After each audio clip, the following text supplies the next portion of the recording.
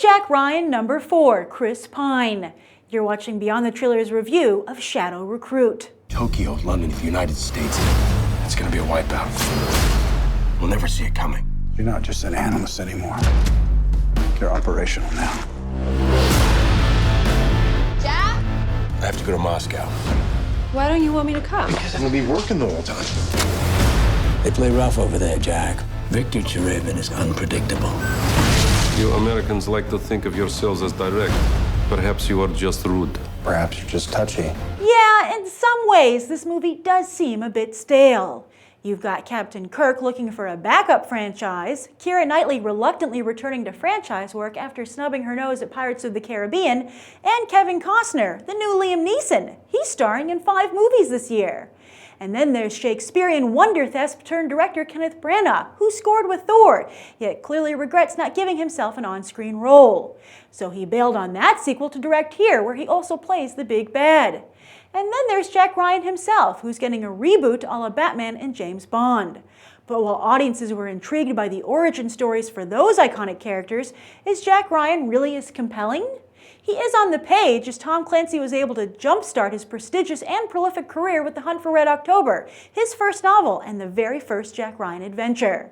And while Clancy created many other characters, Jack Ryan has always been his most famous. Unfortunately, though, Hollywood has never been able to quite capture what makes Jack Ryan click with readers.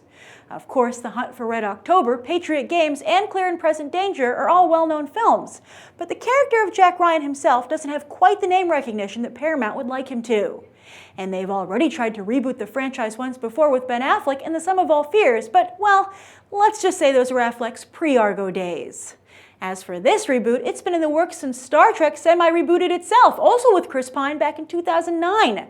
But Shadow Recruit suffered delay after delay due to writers and directors coming on and off the film, and then, of course, Star Trek Into Darkness' shooting schedule.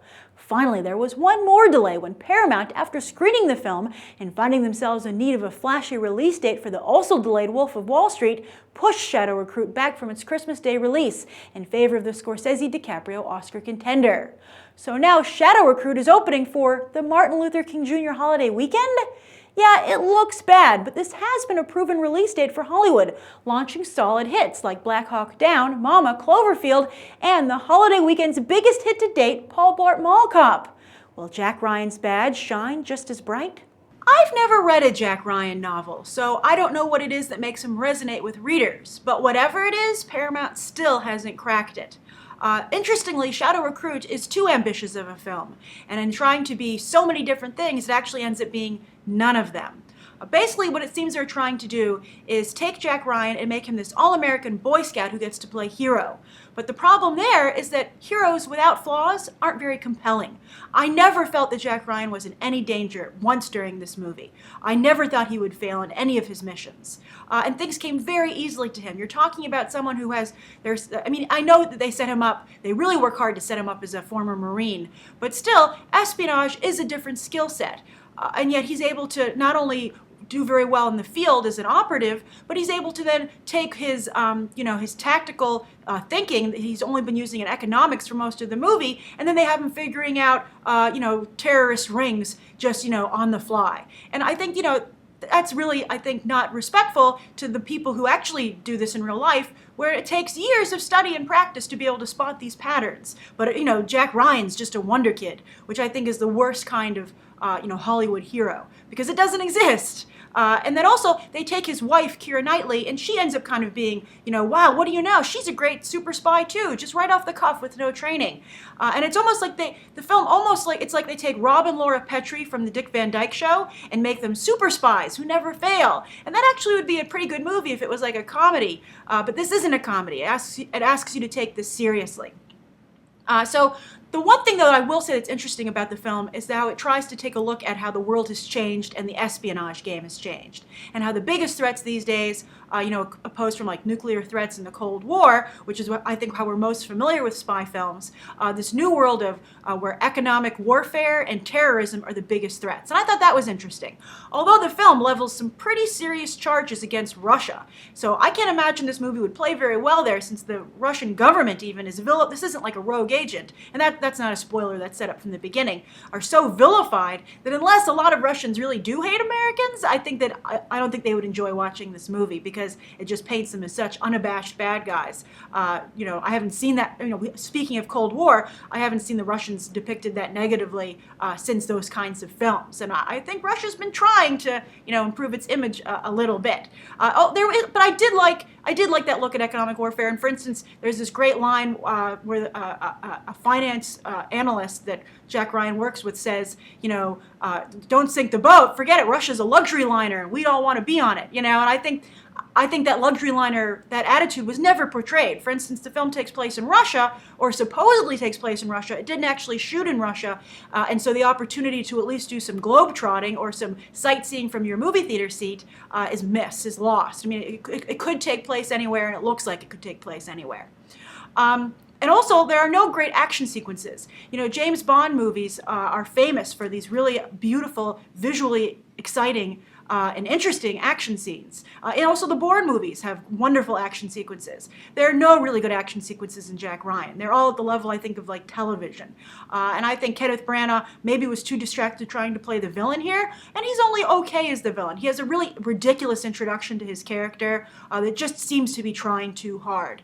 It just seems like a vain performance, and almost like he made the movie just so he could play this villain, which is unfortunate. I mean, Jack Ryan here is not given a great villain.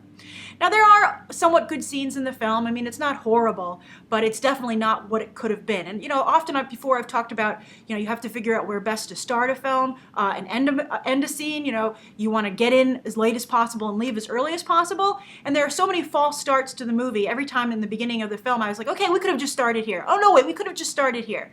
And I think that this film just, as I said, wants to be too much. It wants to give too much backstory to Jack Ryan, and it does so in a somewhat sloppy manner. I mean, I've seen other films handle exposition much better. As for Kevin Costner, he just runs in and out of the movie. He's just basically, Chris Pine's mentor. He has some good lines, but they don't really give him anything to do. He's really a non-entity in the picture. He just basically follows around Chris Pine being like, I told you this kid was great. See how right I was? Look at him. He can do everything. And he can do everything, which isn't exciting. Everybody always says that one of the great things that made Harrison Ford such a great action hero on the big screen was that, he wasn't afraid to look stupid, to actually fear for his life. And he wasn't just like a movie hero. He seemed like a real hero. And he failed and he messed up. And he really, he had to bounce back. And that's what made him such a great hero. And I think James Bond has been reinvented to a great degree by having, the flaws that Daniel Craig's been able to give him. The idea that Bond might age and be off his game. I think that's helped Bond a lot as well. And I think it would help Jack Ryan. So I'm not quite sure if it's the script or Chris Pine just isn't able to deliver that compelling performance. But the film it does feel kind of like a television movie, on a network, no less. The last thing I want to say is that this movie really heavily ties into 9/11, and that's Jack Ryan's inspiration for what he does. And I couldn't quite decide if that was exploitive of people's emotions for that horrible, horrible day that still do drive a lot of people in government service and military service. So I couldn't decide if that was just exploitive hooking into that or reflected what is actually occurring. So I think that's the movie's fault that it was never able to make that clear what it was doing. So that's my thoughts on Jack Ryan. I think it's a pure rental, past the time rental. And I think even films like, for instance, I just rented Red 2, and that had some good, fun action sequences that aren't in Jack Ryan. So please write down below if you've seen the film, what you think of it, and also if you read the Jack Ryan novels, why are they so successful, and why do they resonate so much with readers while the films don't with moviegoers? So just write down below what they're not getting. Thank you so much for tuning into my review. I hope you enjoyed it. You can check out more episodes right now.